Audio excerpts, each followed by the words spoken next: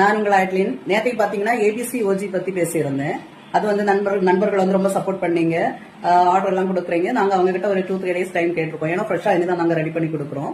அதுக்கு பிறகு பாத்தீங்கன்னா இது எடுக்கிற டைம்ல நைட் வந்து நம்ம ஒரு பாடி கிளென்சர் அந்த மாதிரி கரிஞ்சீரகம், வெந்தயம், ஓமம், நெல்லிக்காய், கருவேப்பிலை இந்த மாதிரி பல பொருட்களை நம்ம காய வச்சு பவுடர் ஆக்கி நைட்டு வெதுவெதுப்பான தண்ணியில அந்த பவுடரை போட்டு நம்ம குடிக்கிற மாதிரி ஒரு ட்ரிங்க் ரெடி பண்ணிருக்கோம். அது எடுக்கிறப்ப நமக்கு ரொம்ப நல்ல இம்ப்ரூவ்மெண்ட் தெரியும் பாடிக்கு. இப்போ ஹாஸ்பிட்டல் அதிகம் போக வேண்டியது வராது. நம்ம இப்போ சுகர், பிரஷர் இருக்கிற எல்லாருமே டேப்லெட் எடுப்பாங்க, அது கூட இது எடுத்துக்கலாம்.